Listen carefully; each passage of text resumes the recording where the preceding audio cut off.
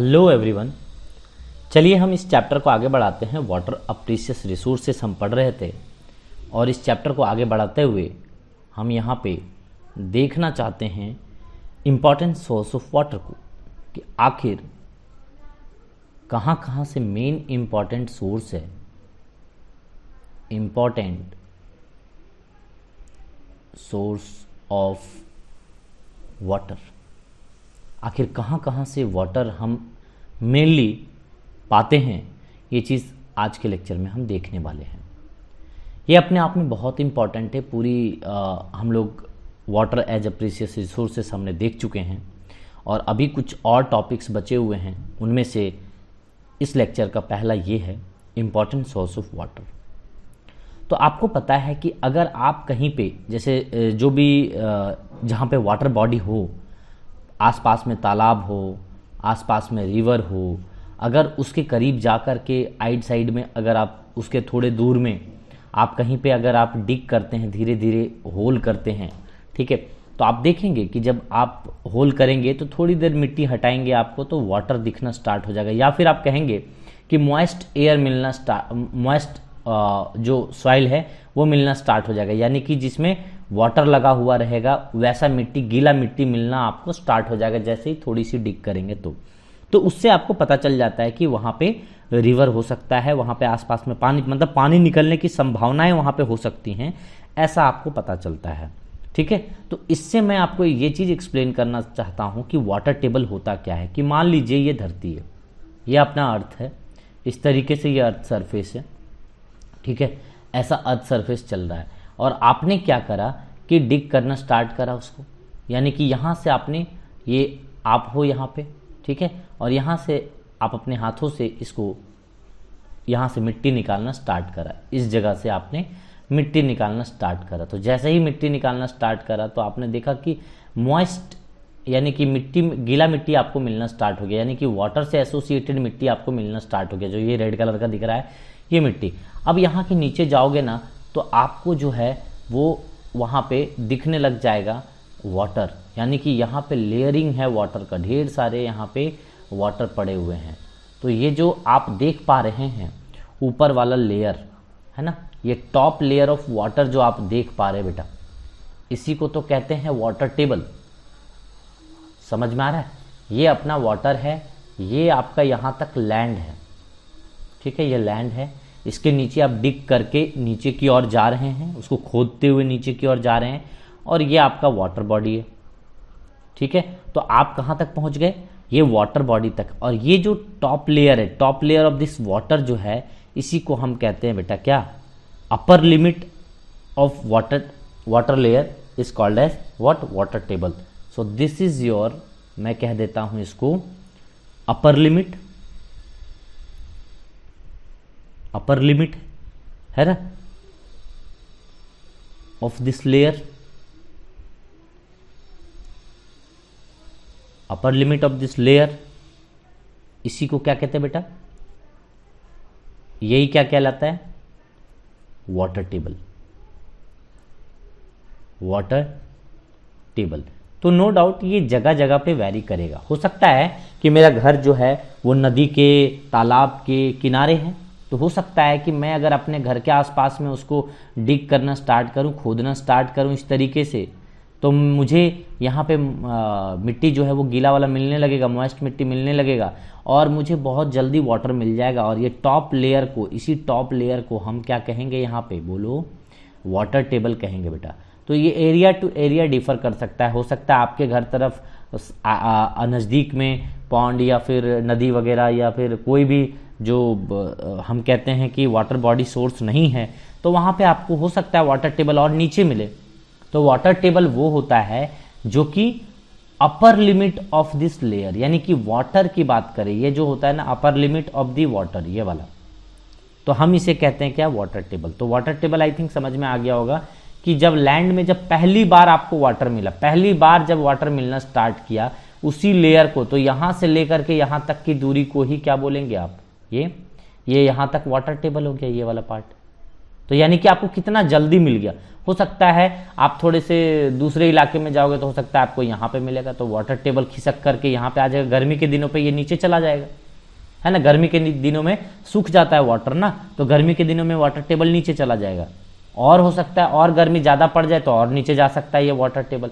तो इस तरीके से वाटर टेबल गर्मी के दिनों में नीचे चला जाता है, यानी कि वाटर टेबल और नीचे चला जाएगा। लेकिन बरसात के दिनों में वाटर भरेगा तो इस तरीके से वाटर ऊपर भरने लगता है, तो वाटर टेबल और नज़दीक चला जाता है उसके ऊपर, है ना, लैंड के पास चला जाता है। तो ये डिपेंड करता है मौसम से, मौसम में भी डिपेंड करता है और आपके एरिया वाइज भी डिपेंड करता है कि वाटर टेबल कैसा होगा। तो ये अब मैं बता दूं कि इंपॉर्टेंट सोर्स ऑफ वाटर यहाँ पे सबसे पहले आपको मैं समझा दिया इसमें कि वाटर टेबल क्या होता है। अब इंपॉर्टेंट सोर्स क्या है, रिवर हो सकता है ना, पॉन्ड हो सकता है, कुएं हो सकते हैं जो आपके घर के आसपास में रहते हैं, वेल्स हो सकता है ना। तो ये सब बहुत सारे चीज़ है ना। तो वहाँ पे क्या करते थे कि बोरिस वगैरह जो करते थे, तो आपके घर के आसपास में भी पहले पुराने ज़माने में ये वाला सिस्टम किया जाता था, बोरी सिस्टम, है ना। तो बोरी सिस्टम में क्या होता था कि एक मतलब पत्थरों से घिरे हुए जगह पर या फिर एक जगह पे बनाया जाता था कि जहाँ पे वाटर इकट्ठा किया जा सके, और जब भी हमें यूज़ आए उसका इन फ्यूचर हम उसे यूज़ कर सके आराम से, जिसके कारण हम कहते हैं कि ये वाला बहुत इंपॉर्टेंट है। तो दीज आर द थिंग्स, मतलब एक पॉन्ड के तरह ही है। तो रिवर हो गया, पॉन्ड हो गया, वेल्स हो गए, बोरीज हो गए, ये सब यहाँ पे हम कह सकते हैं कि इनके इंपॉर्टेंट सोर्स है जहाँ से आपको वाटर मिल पाता है। तो इंपॉर्टेंट सोर्स हमारे लिए यही होता है कि जहाँ से हम डे टू डे लाइफ में हम कलेक्ट कर पाते हैं वाटर को और इसको यूज़ कर पाते हैं। ठीक है, तो चलिए हम अगले पेज में चलते हैं और हम बात करते हैं water needed for agriculture. Water needed for agriculture. Agriculture इसमें क्या होता है बच्चों कि हम ये जानते हैं कि हमारे इंडिया में और ऑल ओवर द वर्ल्ड कहाँ पे कितनी आखिर पानी की ज़रूरत पड़ती है खेती करने के लिए, है ना, लोगों को एग्रीकल्चर करने के लिए, और इंडिया में हम किस वे में यूज़ करते हैं, आइए उसको देखते हैं। अगर हम ऑल ओवर द वर्ल्ड बात करें, है ना, तो सबसे पहले बात पता है कि जो एग्रीकल्चर सेक्टर होता है is the major user of water in a global level. यानी कि जो ये बात करें हम एग्रीकल्चर सेक्टर की, तो सबसे ज़्यादा एग्रीकल्चर में ही सबकी वाटर खर्च होती है, चाहे वो कोई भी कंट्री हो, एग्रीकल्चर में ही सबसे ज़्यादा वाटर की यूज़ हो पाती है ना। एग्रीकल्चर मतलब वही खेती वगैरह करना, जितने भी उपज होती हैं जो आप खाते हो उसकी उपज करने के लिए हमें ढेर सारा चाहिए होता है, बोलो, वाटर चाहिए होता है। तो वही कहलाता है ना, ये एग्रीकल्चर सेक्टर, इसमें सबसे ज़्यादा वाटर मतलब नीडेड होता है। अब देखिए, अगर मैं वर्ल्ड की बात करूँ, पूरे वर्ल्ड का और इंडिया की हम बात करेंगे, तो यहाँ पे मैं लिख देता हूँ इंडिया। इंडिया के अकॉर्डिंग बताऊँगा कि इंडिया को यहाँ पे कितना खर्च होता है और ये वर्ल्ड कहाँ पे कितना लगाता है। तो ये पूरे वर्ल्ड की बात करते हैं। तो पूरे वर्ल्ड की अगर हम बात कर लें तो सबसे पहले मैं बात करूं कि अगर उसके पास 100% वाटर है तो उस 100% वाटर का 70% वाटर को वो एग्रीकल्चर में यूज़ करता है, एग्रीकल्चर में वो यूज़ में लेता है। ठीक है, इसी तरीके से अगर हम बात करें 25% अगर हम बात करते हैं तो 25% जो होता है वो उनके इंडस्ट्री यूज़ करते हैं,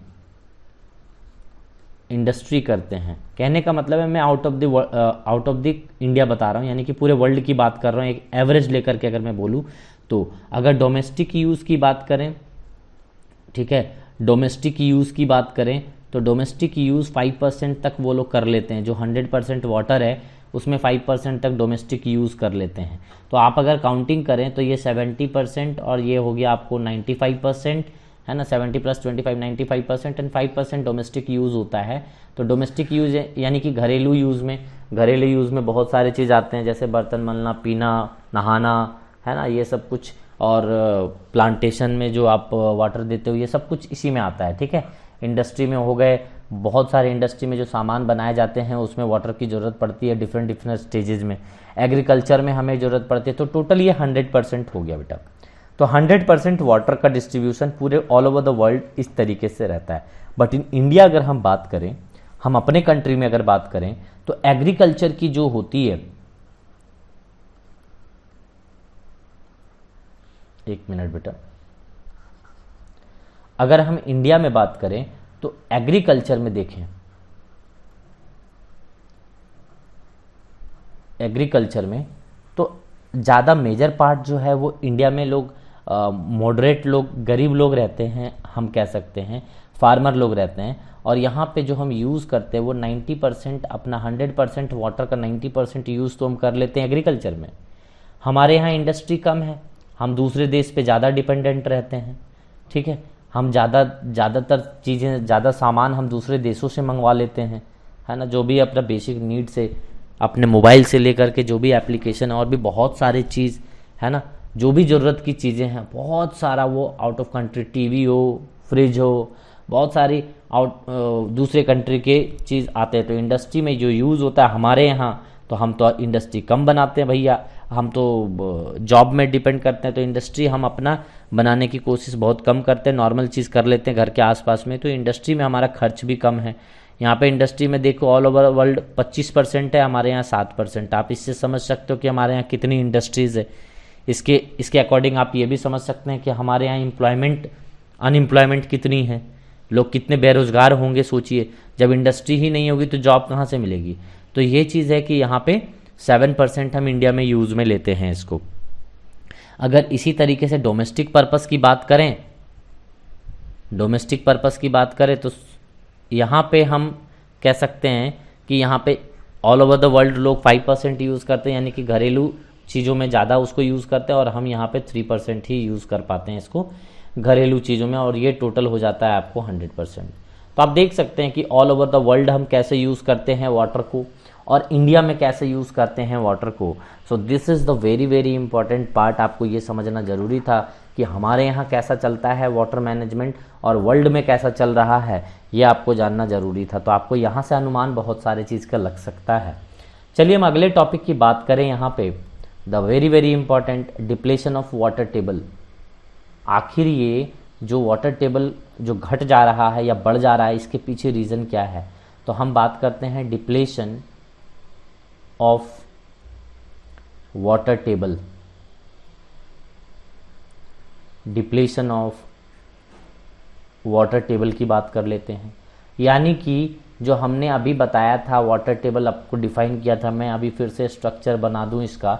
तो ये आप मान लीजिए कि ये आपका लैंड है, इस तरीके से यहाँ तक ऐसा आपने लैंड बना दिया, ये पूरा मान लीजिए कि इतना आपने लैंड बना दिया, this one is your land, ठीक है। अब हम क्या कहेंगे कि जो भी वाटर बॉडीज़ है, वाटर पार्टिकल्स है, वो इसके जस्ट नीचे है, और यहीं से शुरू हो जाता है वाटर पार्टिकल। तो वाटर पार्टिकल यानी कि वाटर आपको मिलने लगेंगे नीचे की ओर। तो आप क्या कह सकते हैं बच्चों यहाँ पे कि जो अपर मोस्ट पार्ट है वाटर का, जो वाटर आप देख रहे हो कि वाटर का जो अपर पार्ट है, जहाँ से वाटर मिलना स्टार्ट हुआ है, ये वाला अपर पार्ट की बात कर रहे हैं, दिस वन अपर पार्ट, यही कहलाता है क्या, वाटर टेबल। तो डिप्लेशन कहने का मतलब क्या है कि उसके घटते हुए जो जा रहा है, जो मतलब इसका घट रहा है। डिप्लेट मतलब क्या कहते हैं, जैसे कहते हो ना कि ओजोन लेयर का डिप्लेशन हो रहा है, यानी कि लेयर उसका खत्म हो रहा है धीरे धीरे। तो ये वाला जो पार्ट है वो धीरे धीरे खत्म हो जाएगा, वो नीचे की ओर जाता चला जा रहा है। यानी कि ये जो अभी आपको यहाँ पे मिल पा रहा है, इस जगह पे मिल पा रहा है, वो धीरे धीरे नीचे की ओर डिक्रीज होकर चला जाएगा, यहाँ पे नीचे आने लगेगा धीरे धीरे। ऐसे क्यों ऐसा होगा, क्योंकि हमारे इंडिया में आप देख सकते हैं कि पूरे वर्ल्ड का हम नंबर 1 बनने जा रहे हैं पॉपुलेशन में। तो पॉपुलेशन जो इंक्रीज पॉपुलेशन यहाँ पे कहते हैं बेटा कि इंक्रीजिंग पॉपुलेशन सबसे बड़ी समस्या है हमारे लिए। इसके लिए ना ही सरकार कोई बिल पास कर रही है कि हमें कितनी पॉपुलेशन को कंट्रोल करने के लिए कोई स्टेप नहीं ले रहे हैं। तो पॉपुलेशन जो होता है वो सबसे बड़ी समस्या है अपने लिए कि इंक्रीजिंग पॉपुलेशन जो हो रहा है उसमें क्या होगा कि लोग अगर ज़्यादा रहेंगे तो यूजेज ज़्यादा होगी, है ना। मान लो कि आप घर में 10 लोग हैं, ठीक है, तो 10 लोग में 10 लोग नहाओगे, 10 लोग खाओगे, फिर उस तरीके से पानी कंजम्पशन करोगे, पियोगे, सेविंग करोगे, और भी डिफरेंट यूजेज है अपने अकॉर्डिंग। जितने लोग रहेंगे उस तरीके से उतने यूज़ होंगे, उतने घर बनेंगे, ठीक है। तो ये सब चीज़ें, तो घर बनेंगे तो उसमें फिर वाटर की ज़रूरत पड़ेगी, तो वाटर टेबल का यूज़ बहुत ज़्यादा हो जाएगा ना। तो जितने ज़्यादा लोग रहेंगे तो पॉपुलेशन जितनी ज़्यादा होगी उतना ज़्यादा यूज़ होगा वाटर का, और जितना ज़्यादा यूज़ होगा तो आप बार बार आप निकालोगे, कुएं से निकालोगे, तालाब से निकालोगे, है ना, जहाँ कहीं भी बोरिंग सिस्टम आपने कर रखा वहाँ से निकालोगे। तो ओवरऑल क्या कर रहे हो आप, ये ग्राउंड से ही वाटर तो ओवरऑल आप निकाल रहे हो। तो यहाँ पे ओवरऑल वाटर जो आपका निकाल रहे हो, तो ये वाटर टेबल धीरे धीरे धीरे धीरे क्या करेगा, डिक्रीज होगा। अगर सही समय पे बारिश नहीं हुई, है ना, तो बारिश नहीं हुई तो बहुत सारी चीज़ों को हमने सामना करना पड़ता है ना, मतलब सूखा आ जाता है, फ्लड आ जाता है, कभी कभी ज़्यादा ही हो जाता है। तो ये सब इसके पीछे लॉजिक है। तो यहाँ पे इंक्रीजिंग पॉपुलेशन की बात कर लें तो ये होता है बेटा इंक्रीजिंग पॉपुलेशन। नेक्स्ट अगर हम बात करें तो इंक्रीजिंग इंडस्ट्री की बात कर लेते हैं। मैं इसको ऐसा कर देता हूँ, इंक्रीजिंग इंडस्ट्री की बात कर लेते हैं। तो जितना ज़्यादा इंडस्ट्री इंक्रीज़ करेगा, है ना, धीरे धीरे इंडस्ट्रीज़ भी इंक्रीज़ कर रहे हैं, और जैसे जैसे इंडस्ट्रीज़ इंक्रीज़ करेंगे वो वाटर का कंजम्पशन ज़्यादा होगा। जैसे वर्ल्ड वाइड में 25% होता है ना, तो वो कंजम्पशन ज़्यादा होगा। तो अभी तो हम फार्मर में तो 90% ले ही रहे थे, मतलब एग्रीकल्चर में 90% ले रहे थे, वो तो हम घटा नहीं सकते। लेकिन अब क्या कर रहे हैं, इंडस्ट्री में आप बढ़ा रहे हो, तो ओवरऑल करोगे क्या, तो यहाँ से निकालोगे ज़्यादा, और क्या करोगे, 90% यहाँ तो यूज़ कर रहे हो तो करोगे ही आप। तो ये इंडस्ट्री को भी आप ज़्यादा बढ़ावा दे रहे हो, तो यहाँ पे इंडस्ट्री कर रहे हो तो यहाँ पे वाटर ज़्यादा निकालोगे, तो वाटर निकालोगे तो अगेन वाटर टेबल पे इफेक्ट पड़ेगा। यानी कि depletion of water table effect करता है बेटा इसमें, ठीक है। तो वाटर टेबल का मतलब है कि ये देख लो, ये जो लेयर है वो धीरे धीरे धीरे धीरे नीचे की ओर चलता चला जाएगा। इतना ज़्यादा यूज़ करोगे तो होगा क्या। तो दीज आर द मतलब रीज़न कि इसके कारण हम depletion of water table reason दे सकते हैं कि इसके कारण इंडस्ट्री बढ़ रही है, लोग बढ़ रहे हैं, उसके कारण यहाँ पे काम वगैरह सब चीज़ बढ़ रहा है, तो वाटर अपने आप वाटर का यूज़ बढ़ेगा। तो इसके हम कह सकते हैं कि ये डिप्लेशन लेयर यहाँ पे नीचे जाता चला जाएगा। ये जो आपको अपर लिमिट दिख रहा है ना, ये अपर लिमिट अब नीचे चलता चला जाएगा। तो ये लैंड बनता चला जाएगा, ये ख़त्म होता चला जाएगा धीरे धीरे, यहाँ मिट्टी भर जाएगी पूरी तरीके से, और अब आपको वाटर टेबल अब कुछ नीचे मिलने लग जाएगा कुछ समय बाद। तो ये हम यूज़ कैसे करें इसको, ये चीज़ है। अब हम बात करते हैं वाटर मैनेजमेंट की। Water management one of the important part, कि कैसे आखिर वाटर को मैनेज किया जाए। वाटर मैनेजमेंट ये भी अपने लाइफ में बहुत ज़रूरी है, क्योंकि अगर ये नहीं करोगे तो फिर आगे चल करके बहुत पछताओगे। आपको देखने को मिलता है कि जो जमा करके नहीं रखते हैं, तो जहाँ जगह जगह पर लोग प्यासे मरते हैं गर्मी के दिनों में, आपको पता है कितने केसेस आते हैं गर्मी के दिनों में, है ना। तो अगर उसको बरसात के दिनों में कुछ उपाय अगर कर लिया जाए तो हम क्यों ना बच सकें, आराम से बच सकेंगे। जो बरसात के दिनों में पानी आती है वो ग्राउंड में क्या होता है, वो सिंपली यहाँ ग्राउंड में पड़ा है, ऐसे बारिश हुआ और इसको रहने दिए, कुछ देर बाद क्या होता है कि वो ग्राउंड वाटर इसको एब्जॉर्ब कर लेता है। मतलब जो वाटर आपको बाहर में ऊपर में दिख रहा था ये एब्जॉर्ब हो जाता है। एब्जॉर्ब हो गया, ये अच्छी बात है कि ग्राउंड हमारा रिचार्ज हो रहा है, ये अच्छी बात है। बट आपके लिए तो कम पड़ गया ना, है ना। आप अगर ठीक है, आप अगर यहाँ पे करोगे कि आपने वेल वगैरह अगर यहाँ पे किया तो ये फिर भी उतना ज़्यादा कंजम्पशन नहीं कर पाएगा, कि मतलब उतना ज़्यादा आपको फ़ायदा नहीं दे पाएगा, क्योंकि ये डिफरेंट जगह पे बट जाता है पूरा नीचे जाने के बाद, एब्जॉर्ब होने के बाद, ठीक है। वो रिचार्ज होने में ले लेता है, यानी पे लैंड यहाँ पे रिचार्ज होने में ले लेता है। लेकिन आपके लिए क्या चाहिए कि जो बारिश होती है, बारिश के लिए आप ऐसा एक सिस्टम बनाइए कि वहाँ पे आप इकट्ठा कर सकें, पूरे 3 महीना 4 महीना का स्टॉक इकट्ठा कर सके वाटर को, और जब आपको ज़रूरत पड़े तो यहाँ से ऐसा सिस्टम बनाइए कि धीरे धीरे आप इस पानी को यूज़ कर सकें अपने सिटी में, अपने गांव में। इस तरीके से एग्रीकल्चर लगा तो एग्रीकल्चर के टाइम में तो आप ऐसा अरेंजमेंट करिए कि पूरा वाटर बॉडी, पूरा वाटर जो भी आपने बारिश होता है मतलब वो तो पूरा इकट्ठा होकर के कहीं पे भी जहाँ जैसे डाउन होता होगा, डाउन जिस जगह पे एरिया डाउन रहता होगा तो उधर आप देखते होंगे फ्लो करके अपने आप ऑटोमेटिकली वाटर चला जाता है। तो उस डाउन एरिया पे आप क्या करिए कि वहाँ पे एक बढ़िया सा बड़ा सा रिजर्वर बनाइए। तो बड़ा सा रिजर्वर बनाएंगे तो वहाँ पे वाटर को आप क्या कर सकेंगे, वहाँ पे स्टोर कर पाएंगे, वाटर को स्टोर कर पाएंगे। तो वहाँ से अब जब समय पड़ेगा तो आप सोचोगे कि सर वो तो नीचे लेवल पे जमा किया, तो कोई बात नहीं भैया, यहाँ से आप पाइप लगवा लो ना इस तरीके से, और वहाँ पे आप कहते हैं ना कि जेट पंप लगाने से उसको सक करके वो ले आता है, तो सक करके आप ले आओगे जब जहाँ ज़रूरत पड़ेगी आपको, है ना। तो जैसे मान लो कि एक कैनल, आप कैनल बना दो, ऐसे करके कैनल बना दो और क्या करो कि रिजर्वर, आपने बहुत बड़ा रिजर्वर यहाँ पे रखा है, तो रिजर्वर में आपने क्या किया कि जितने भी बारिश की पानी है जो पूरे सिटी का बारिश का पानी जो आता है वो यहाँ पे आके जमा होता है ना, और इसको प्रोसेस से धीरे धीरे वो साफ कर लिया जाता है। वो प्रोसेस है, वो आगे चल करके डिस्कशन करेंगे हम। तो वो वाला पानी जब जरूरत पड़ेगा इस कैनाल में प्रोसेस कर दो तो ये धीरे धीरे जाएगा, और फिर जहाँ जहाँ जिसको यूज़ है वो अपना यूज़ करेगा इस तरीके से, अपना कट करके इस तरीके से। मान लो मेरा यहाँ पे खेत है जहाँ पे हमने खेती कर रखी है, तो मैं यहाँ पे थोड़ा सा वाटर ले लूँगा इधर। यहाँ पे हमने खेती कर रखी है, मेरी यहाँ पे इंडस्ट्री है तो मैं यहाँ से यूज़ कर लूँगा। यहाँ पे मेरा कुछ है तो मैं यहाँ से वाटर यूज़ कर लूँगा। तो ये कैनल रहेगा तो आपको बहुत ज़्यादा ज़रूरत पड़ेगी, ठीक है। तो इस तरीके से हम वाटर मैनेजमेंट कर सकते हैं। ड्रिप इरिगेशन कर सकते हैं आप। जो लैंड जो आप देखे होंगे कोई भी गार्डन वगैरह में जब जाते हैं तो हर प्लांट के नीचे तक वो पाइप को, छोटे छोटे पाइप को पहुंचाए जाते हैं ताकि उसके रूट में आप पानी दे सको एक ही जगह से।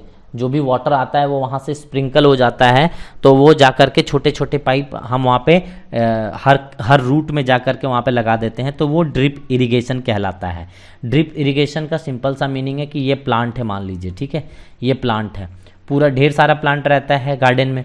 अब गार्डन में इतने सारे प्लांट है तो एक एक प्लांट को अगर रोज़ अगर पानी दी जाए, एक आदमी जा कर के रोज़ अगर दे या 10 आदमी भी दे तो कितना ज़्यादा मैन पावर लगेगा। तो आप क्या करिए कि पाइप को सबके रूट तक पहुंचा दीजिए, इस तरीके से पाइप लगाइए, सबके रूट तक पहुंचा दीजिए, ऐसे ऐसे सबके रूट तक एक पाइप पहुंचा दीजिए। और वहाँ पे आपने क्या किया, एक ही बार यहाँ से आपने पानी छोड़ा, और पानी छोड़ने के बाद सभी के रूट में आपको विदिन हाफ एन आवर या 30 मिनट 20 मिनट चला दो, सभी के रूट में पानी आ जाएगा। दैट इज ड्रिप इरिगेशन, समझ रहे हो। तो इस तरीके से आप यूज़ में ले सकते हो।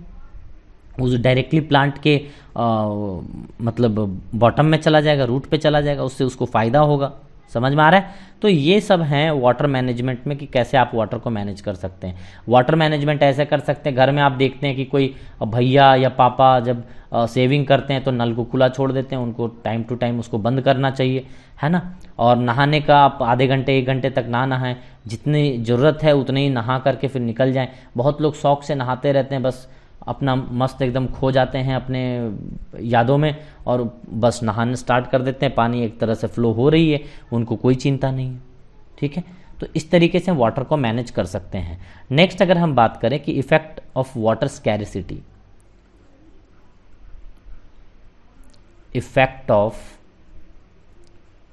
वाटर स्कैरिसिटी, स्कैरिटी,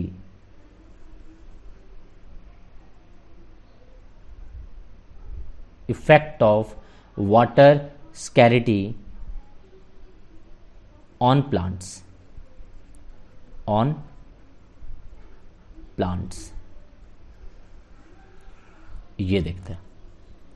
तो क्या होता है कि कोई भी प्लांट को, आप खुद सोचिए कि किसी भी प्लांट को, जो भी प्लांट यहाँ पे है, वो सारे प्लांट को अपने खाना बनाने के लिए, खुद का खाना बनाने के लिए, उसको जीवित रहने के लिए क्या क्या चाहिए होता है, पानी चाहिए होता है, सनलाइट चाहिए होता है। तो सनलाइट तो भैया चलो मिल जाएगा, हम तो यहाँ वाटर की बात करेंगे मेनली।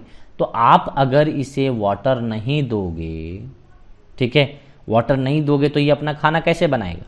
और ये अगर अपना खाना नहीं बना पाएगी, पेड़ पौधे अगर अपना खाना नहीं बना पाते हैं तो वो जीवित नहीं रह पाएंगे, है ना, जिंदा नहीं रह पाएंगे, वो मर जाएंगे।